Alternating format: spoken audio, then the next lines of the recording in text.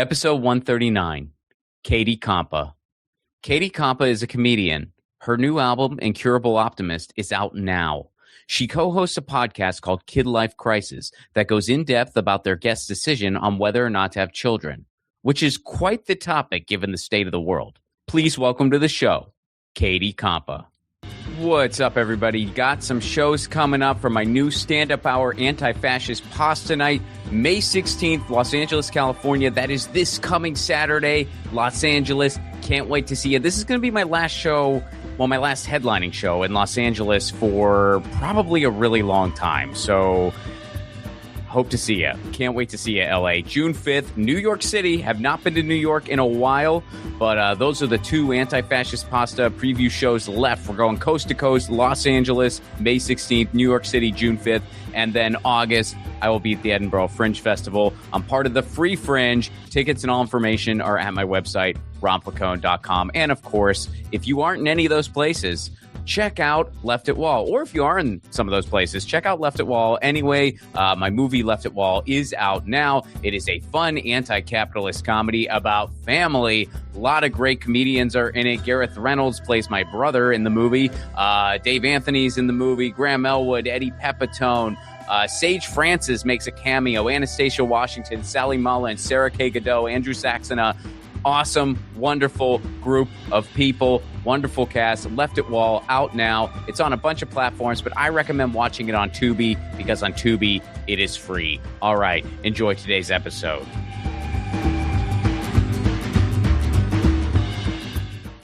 Katie Compa, how are you? Good to meet you. You too, Ron. I'm pretty good. I'm a little tired. I had a late show last night, or the show was early, but the night went late. So tell me about the record. I was just like, it wasn't even like I partied. It just was very energizing. So I didn't go to bed till late. No, that's fantastic. So tell me about the record that just came out, and then we'll start backwards. But first tell me about the record since it's so pressing. Last night as of the recording of this. Yes, it's my second album. It's called Incurable Optimist, which is both specifically true and generally untrue. It's like sarcastic, I guess, because I'm more of a misanthrope than that title would suggest. So it's my second album. I put out the first one in 2019 before the pandemic, so I've been through some things since then. So it definitely has affected what I decide to talk about on stage and what I decided to put on the album. But it's out now. I'm so relieved, honestly, that part of it is over, that people can hear it now, and I don't have to watch this. It's also on YouTube, and I don't have to watch myself again for an hour to make sure that it's edited right, which is right. It looks great.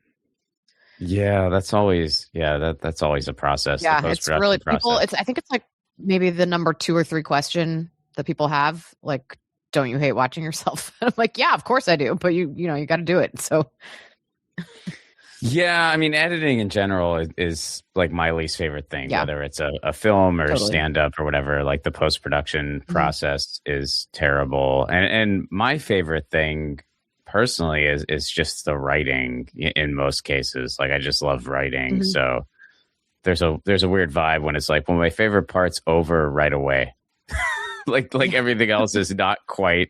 I mean, doing stand-up is on par, but if it's like a film or something, like I actually like writing better than shooting it. So it's just like it. Oh, absolutely. It gets less and less fun as it goes on. Like the most fun is as writing. Soon as you have to like bring it out of the imagination and into the real world, there's so much. It just gets weighed down by everything. Yeah, you're like, oh man, this is the not fun part. This is why, and I want to keep that spaceship in there. I don't care how much it costs.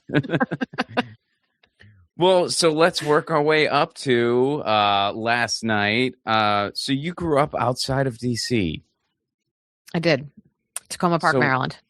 Okay, so what was going on there? Like were your folks involved with government, or like what was paint me a picture? My dad was a union lawyer for the newspaper guild, and my mom she just retired last year. She ran a nonprofit that accredited health plans and ranked them on healthcare quality. So no one's ever had that job until her, and now they just transferred over, so they have a new CEO, and she is retired, which is, she has a lot more free time to come visit me, which is good and bad. Sure. But so they were both kind of involved in, policy adjacent stuff. And then later my dad became a law professor. But yeah, when I was a kid growing up, it was mostly union organizing stuff.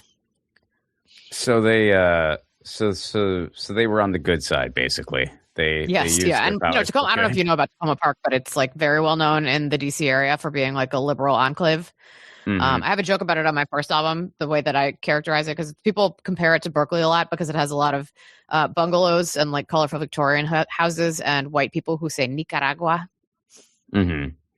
Yeah, that's very much the vibe. That's who's there. So no, I hear you. So what was that like for you growing up, especially like for a political awakening, being just right in the thick of it? Yeah, I mean, I never really had a political awakening. I remember having conversations with my dad at like 7 or 8, during the Reagan administration, being like, what the fuck is this? And he was like, yeah, I know. Correct. So, I don't think that I had it was more, my political awakening was more like when we had you do the fake elections at school and everybody just votes for who their parents vote for.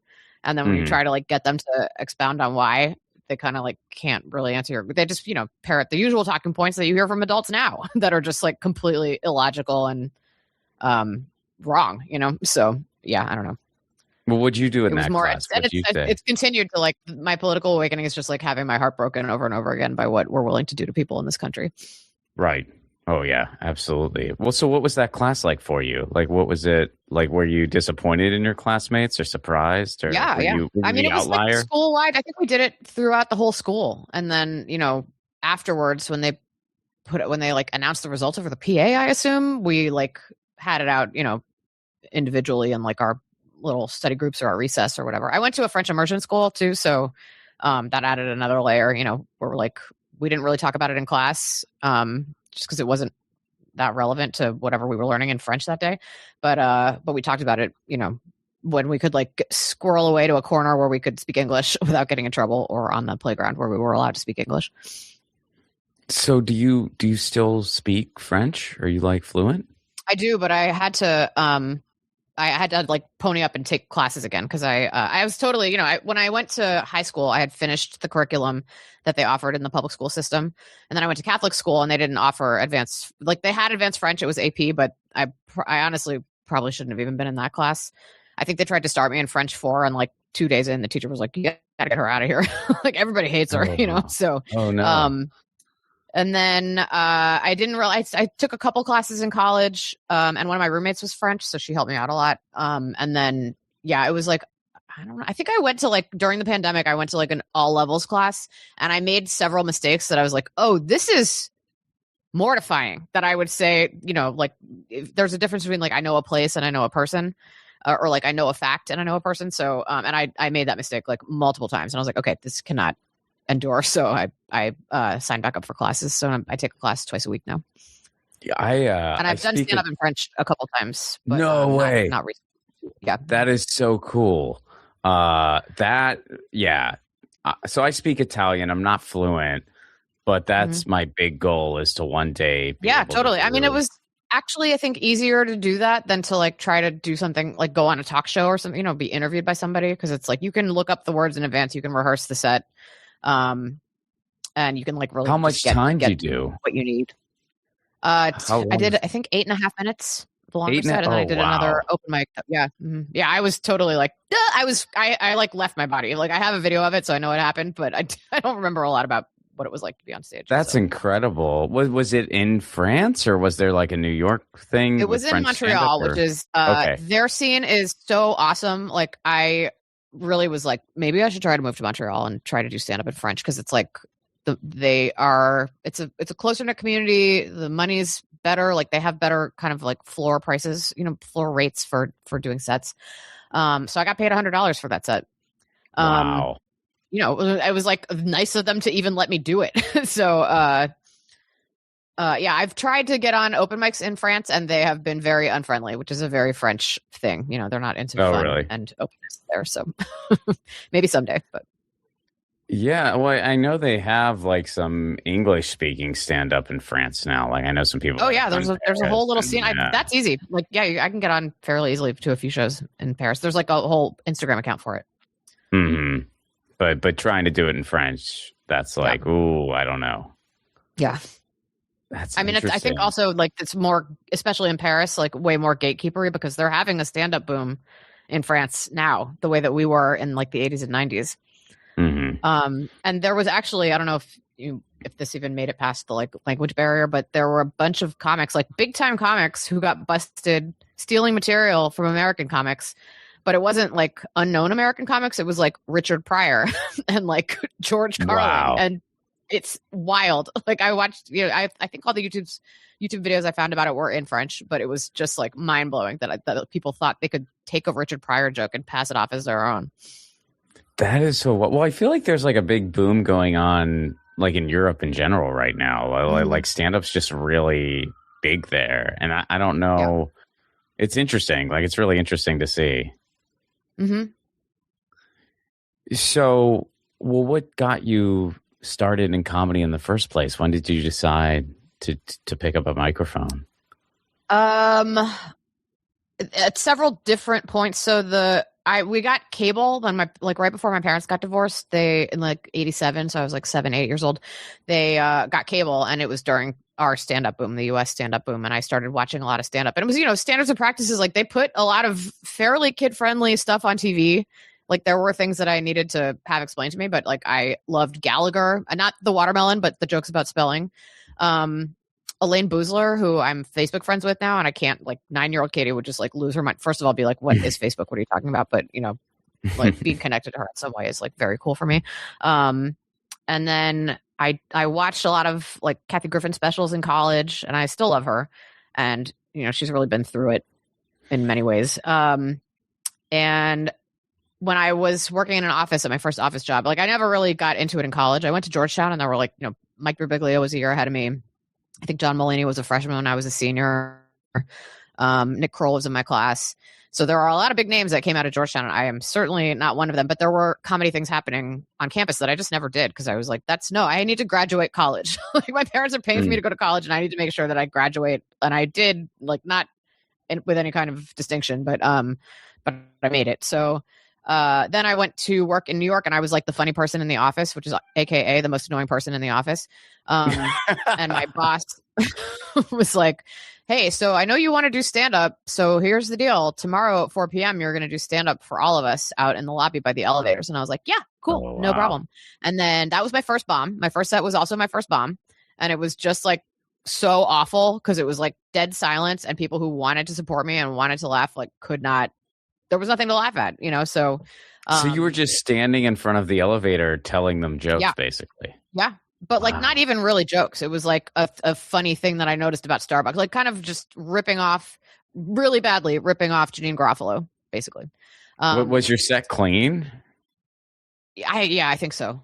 I probably have it somewhere, but I'm not looking to relive that anytime soon. So anyway, then I moved to San Francisco for a job, and then there was a like comedy school out there, so I went to classes there. But it was like that was probably 2.5 years after I moved there. But yeah, I think I always characterize it as like it took me so long to stop not doing stand up. Then it was like I decided to do stand up. What brought you? So you said a job brought you to San Francisco, but like, what were you doing at that time? Job wise? Yeah. It was a PR agency it was like biotech communications, like clinical data, and then also some like corporate branding, some product communications. Not necessarily the most fulfilling, although we definitely had to act like it was. That was like part of the deal, was like just being overly excited about everything that we accomplished at work or that somebody else accomplished at work. So did you enroll? In the school? In the comedy school? Yeah. Yeah. Mm-hmm, yep. It was just like, you would take I don't know, like a 6-week class that was basically a writing group. And then they also had 5 open mics. They had a few open mics a week, and you could do any of them for free. Mm-hmm. So it was kind of worth it just to get that like safe space stage time, which is like not, very hard to come by. Like most open mics are kind of, there's no HR in comedy, and there's nobody like watching the open mics to make sure that things are professional. So this was like not that I'm saying it was like super well professionally run and everybody was great, but it was relatively a safe place to start doing stand-up and exploring ideas and, not getting sexually harassed immediately. So then did you start exploring the scene in San Francisco like after that or during that or simultaneously? Yes. Or well, after that. Yeah, I was in, I think I did the comedy, it's called the San Francisco Comedy College. I think it's not around anymore, but after that I started going out to regular open mics with my friends from the comedy college. And, they were sort of brutal, but it was character building. And then, I got more into the scene in the I was doing stand up there for 3.5 years total. So I would say the last 2 years I was like more in the larger scene in the Bay, which was great. It was like, I couldn't have asked for a better place to start stand up. It was because, if I had started here in New York, I think I would have been I really did not feel like I had major, I still have imposter syndrome, but at the time I was really like, I have no business doing this. And I don't think I ever would have gone to more than one open mic without being like, this is not for me. I'm gonna go back to my office job. Yeah, I can't imagine starting in a place like New York or LA. I mean, I've never lived in New York, but been through and I live here in LA, and I can't imagine starting here. It seems super not great. Mm-hmm. I mean, it's hard to even move to New York or to LA with connections that you made from your time in another city where, you went to get good. That was like what I liked about the Bay was there are people who are from there who are really good, who develop and get good and move away, to New York or LA. And then there are people who move there to get good. So it's, there's a really solid talent pool. I definitely, when I started stand-up, I was like, some people just aren't funny and they're never going to be funny. And I was proved wrong by several different people who were not funny. And then they got funny because they just worked, and found their voices and found where the jokes were. Well, so then how did you get back to New York then? The job that I had moved to San Francisco, actually, when I interviewed for that job, I was like, I want to move to San Francisco. And they were like, cool. Whenever. So, because, at that point I wasn't like thinking about comedy. I just like I'm from the East Coast. I moved to New York after college with a bunch of my friends, and I had always kind of wanted to live in, I went to San Francisco once and I was like, I want to live here. This is beautiful. So I, when I was interviewed for that job, I told them. They were like, yeah, sure. Great. And then I was there for 5 years, and then they did a corporate restructuring, and they were basically like, so you can either move back to New York and be part of the New York office, or you can be unemployed. So I took the job and moved back to New York, which, I'm definitely like, I wonder what that parallel universe looks like where I stayed in San Francisco and was unemployed in San Francisco, because that was probably pretty fun. So. Yeah, I mean, it's just so pricey up there right now. Oh my God. And it was, it was starting to take, it's just completely mind blowing to me now. But at the time there were still some deals to be had. And I had my roommate at the time, had been in her apartment for a long time. So our rent was very reasonable. And then she actually lives in Brooklyn now. So, I wouldn't have that apartment anymore. So I don't know where I would have ended up. Probably LA. Probably would have gone to LA with the rest of the San Francisco people that I knew. Yeah, I mean, that's usually because it's just like, well, in LA, there's just more stuff there and it's cheaper, so why not? Mm-hmm. It just got to that point. But is it still cheaper? I mean, it's still like LA is crazy now, isn't it? I mean, LA is pretty crazy, but yeah, last I checked, San Francisco is still a little more expensive than LA. Yeah. I mean, I don't know. I mean, you could find. When you look online, like you can find conflicting claims. Like you'll find places that are like, "Oh, LA's more expensive." No, San Francisco's more expensive. No, this is. But I think overall, my sister lived in San Francisco for years, and it just got to the point where it was just so wild. Like it was just so freaking expensive. I mean, I know after I left San Francisco, there were like several waves of people who came for like a couple of years, and then they moved to LA because it was cheaper. Like they didn't stay and put in more time in San Francisco the way that previous generations did, I think. Yeah, I love it too. I mean, San Francisco is like one of my favorite cities. Like I love going up there, and it's just kind of. It seems like they just keep pushing the creatives further and further out. It's like first everyone's doing that. Yeah. But all right, so you're back in New York. You're still doing stand up. I wanted to ask you, because I know you were pretty active for Mamdani. How are you feeling about everything there? I'm jazzed. Like it's after Eric Adams, having a mayor like Mamdani is so I feel like I wake up and I turn on Sesame Street. Like it's so he's so wholesome. He's so good at messaging. He's so competent and he really actually wants to do his job. Whereas like Eric Adams was like, my son's a rapper. I'm trying to hook him up, with like Jay-Z or somebody, and then just taking bribes from Turkey. It's just the contrast is so wild. And the conversation around Eric Adams when he was getting elected, it's like the voice of reason, the, law and order Democrat. Yeah. Like he's definitely going to maybe run for president. And then he was just so insane. There's always people who are running for Astoria is pretty, because Mamdani was also my rep. So Astoria is pretty politically engaged. And so there are always people out canvassing, trying to get on the ballot. And I will sign basically whoever, if they're like, are you a registered Democrat? I'm like, yeah, get on the ballot here. But the one person that I refused to do it for was Eric Adams. So, sure. Yeah. I stand by that decision. Yeah, I don't blame you. It's been really interesting watching him. I mean, and just how he's been able to get stuff done, and just the campaign itself was just so interesting. How it was just this big enclave of people, and some who have been, very heavily involved in local politics, others who are more, kind of like outsider most of the time, but saw the benefits to making this guy mayor.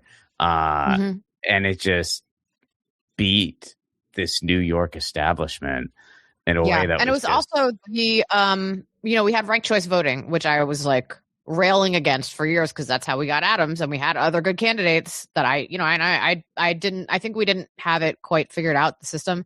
And this time the Democrats put so much time into making sure that we knew how ranked choice worked.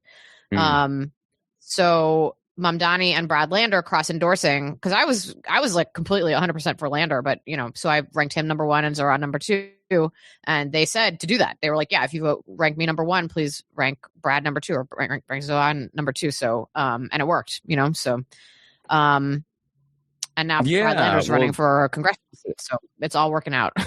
Really. Do you feel different about ranked choice now? Because I'm actually for it. I mean, I know it's not perfect, but I think it's better than what we have, and I think we really just hadn't been educated properly on how it worked.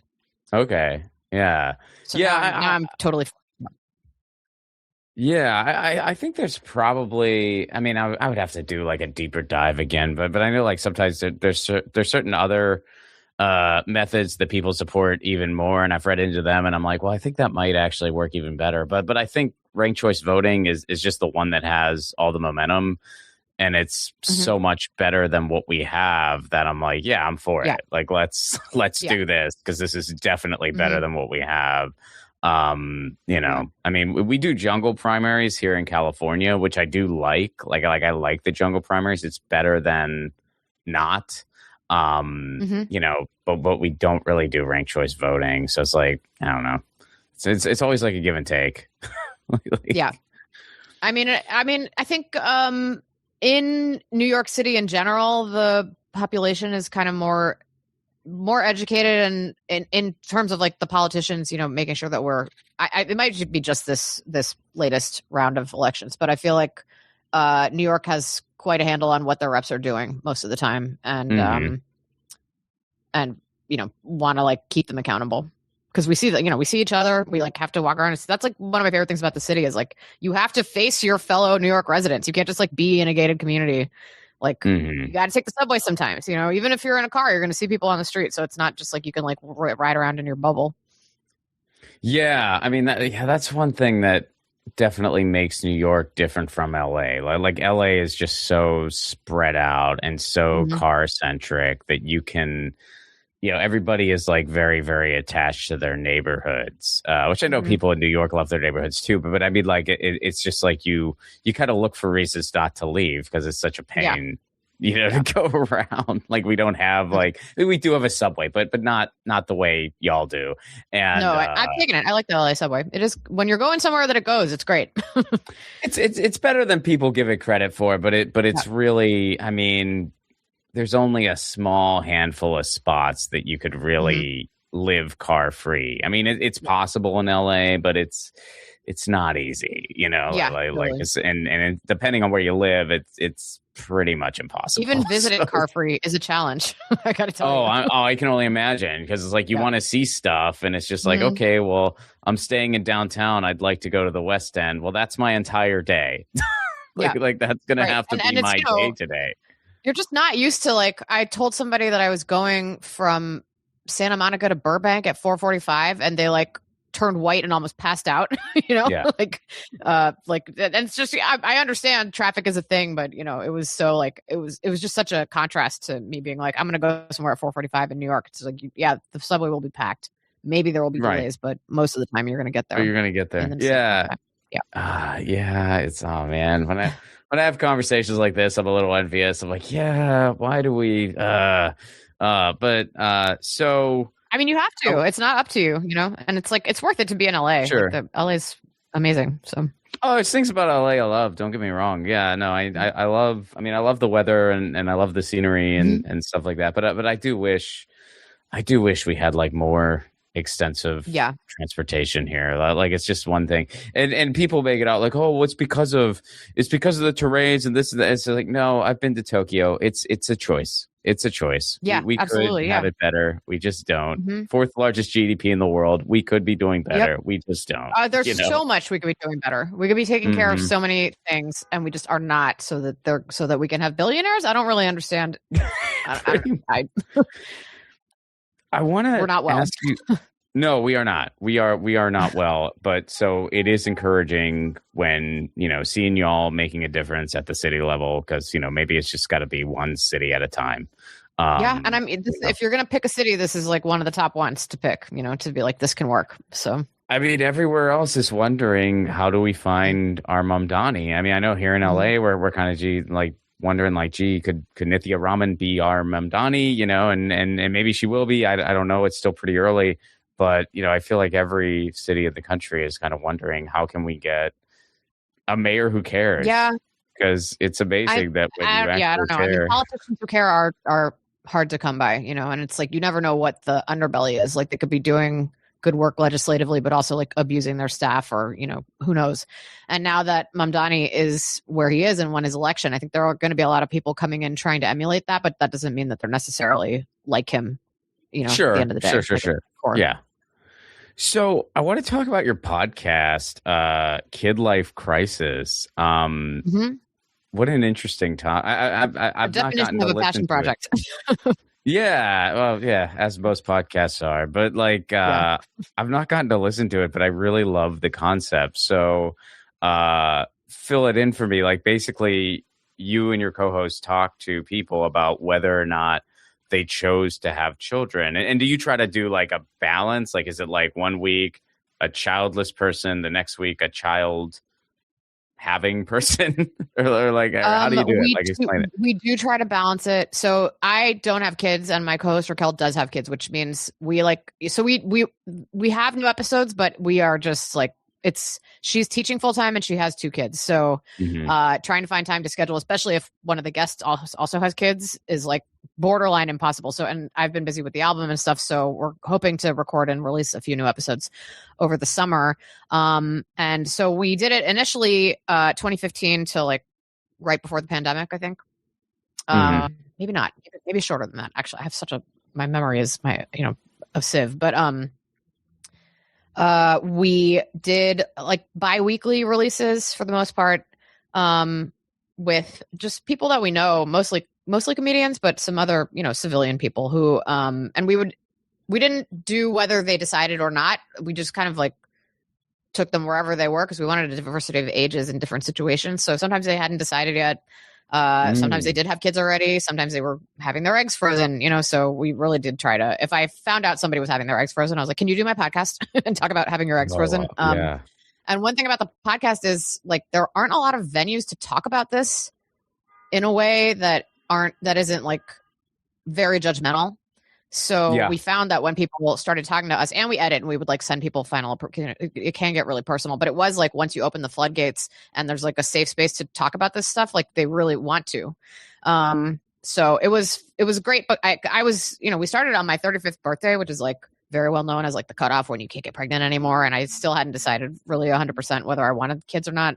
And so it was more kind of, it was as much therapy for me as it was a podcast for the people. And then it kind of went away after the pandemic. And then we had a listener reach out to us in 2023 and ask if we would consider doing new episodes. And I reached out to Raquel, my co-host, and I was like, I don't know, what do you think? And she was like, yeah, we can do that. So the scheduling is the hardest part. But sure. No, it's such a cool concept for a podcast. Like especially with, like the millennial generation, Gen Z, and even like, the younger end of Gen X, like it's just, so many of us were just put in this situation where we're like, it was just so unattainable to even think about having kids, and we're having to just navigate and then this to just new be reality. Like told that you're selfish, that you're not having kids because you're selfish. It's like, what? Excuse me. So yeah. I mean, and it's all like, it comes down to like, we just want future taxpayers and future members of the workforce, and that's why you need to have kids. And I'm like, that's not a good enough reason for me. I'm so sorry. We're gonna have to do better. What's in it for me? Absolutely. I mean, I would say, and again, like this is why I think it's such a cool topic, because it's like for every finger that society points, two could be pointing back. I mean, it's just like, oh, it's selfish to not have kids. Okay, but it's totally not selfish at all to have kids. Like look at the environmental catastrophe. The argument is much more in favor of having kids is selfish. Sorry, I keep interrupting you. No. I think there's a slight delay between us. So yeah, I apologize for that. But yeah, no, I think it's totally, you can make the case that it's very selfish. I mean, you look at the environmental situation that we're in, you look at, just how many people just do it because and a bunch of people, like, they just want you to take care of them when you're old. Mm-hmm. Yep. So it's like, how is that not selfish? Yep. Have a joke about that on my album. That specific quote. Yeah. I mean, it's, well, do you feel good about your choice? Yeah. I mean, honestly, after 2016, I was like, okay, that is it. I'm not like, there's, and I'd already been like, of course, concerned about the environment. When I was 9, I got published in our like local paper in Tacoma Park because I like sat in my closet late at night, like written an essay about how precious the Chesapeake Bay was and how we needed to protect the environment. So I was on that. They were making fun of me for recycling, and then Leonardo DiCaprio bought a Prius, and suddenly things were different. So yeah, but it was definitely when I was like, oh, this is kind of the inflection point. Like, it's not going to be okay. The climate's not going to be okay. We are obviously not going to solve racism and sexism in my lifetime. So why would I try to put that on a kid? And why would I put another white kid into the world? Like, we got plenty. So my sister's got 2 kids, so she's, carrying that mantle for us. So I feel really good about it. I think that I would be not unhappy, but certainly very frustrated as a parent. And I kind of was like, if I can't be the parent that I would want, then I shouldn't do it. And I don't think that I could be the parent that I would want. So yeah, I mean, and I think that's like an incredibly selfless perspective, I mean, because for me, like me and my wife, we were undecided, and then we kind of were decided in certain areas. One of them, and this was probably around, I would say maybe like 2020 or so, because even like I was just like, well, let's see what happens after Trump. But definitely by 2020, and then just completely justified come 2024, we were in a place where it's just like, well, we're undecided on kids, but if we do decide to have kids, we cannot raise them in the US. We have to move. So it was kind of like, well, maybe we'll have kids, but it's not going to be here. And then it just, and my sister, importantly, lives in Canada. Yeah, I mean, that's very smart. I think you should. And that's why, like, it's hard for me to broach these topics with some of my friends, because it's just like, especially friends who have kids. Like I'm just like, do you really want me to give you my perspective on this? Because like I don't have. I will say one of my biggest takeaways from doing the podcast is that when you really get down to the point with people who've had kids, and you're like, why did you have kids? They can't always say why they did.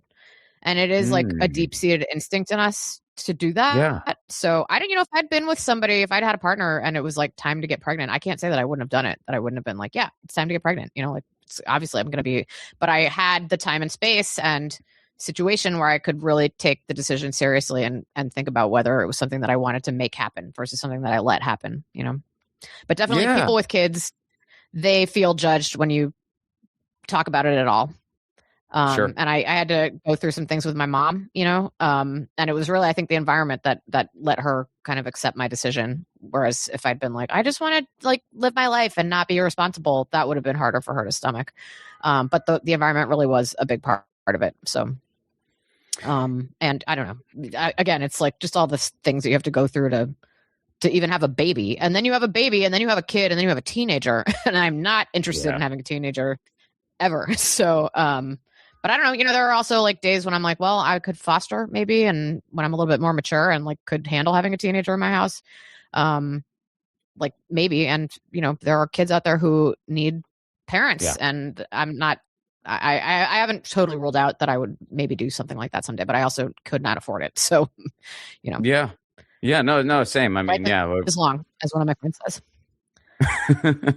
No, I hear you. I mean, that's like, yeah. I mean, I hear that totally, because if my wife would have been like, I want to have kids, I of course would have been like, yep, totally. And would have been 100% on board because she wanted that. Mm-hmm. And I feel like had it been the other way, if I would have been like, I want kids, I think she would have done the same. But we've both always been like in the maybe leaning more towards no camp. And like, and it's so like neither one of us. It's freeing that we have that option now, because it used to be like you would be ostracized, both of you, for doing that. Sure. I don't know if the inferior podcast Smart List, maybe you've heard of it. They had Charlie XCX on, and Jason Bateman was like, he's like, yeah, she's like, I don't want kids, and he was like, oh well, you just haven't met the right guy yet, and she was like, I'm married. Like, and I was so disappointed to see that rhetoric still out there. You just haven't met the right guy yet. You'll change your mind. Like, it's so condescending. Yeah. And like, what does Jason Bateman really have to do with his own kids? I don't know for a fact. I'm not making any allegations, but like, I'm sure they got help. It's not like, if you have money and resources, it's a lot easier to raise a kid. Well, it's interesting. I mean, obviously like, as a dude, there's certain things that I just don't experience. And then, my wife or female friends tell me about it and I'm like, oh my God. But like, I was being told about how sometimes like women will get not necessarily hassled, but like kind of inappropriately questioned when they want to get their tubes tied or something like that. Yeah. It's like, well, what if you decide you want to have kids? What if you decide this and that? Well, what about your husband? Or so they don't even know the person's marital status. And it's like, oh my, like, what are we, is this still the 50s? Like, what is happening here? And, look, I spoke recently to my doctor about a vasectomy. I was asked no questions. Just here's your referral. They don't ask you anything. They don't be like, did you talk to your wife? None of that. What if your wife wants kids? Right? No, it's not about that. Yeah, like I think I was trying to like work out a bit about it where it's just like, gee, what if I would have gone like it's like my wife tells me about her experiences at the doctor's. What if that would have been mine? Where it's just like, I wish you could do like a hidden camera thing where a doctor does that, where a guy like they just have like guys coming in for vasectomy consultations and they get those questions, how they would react.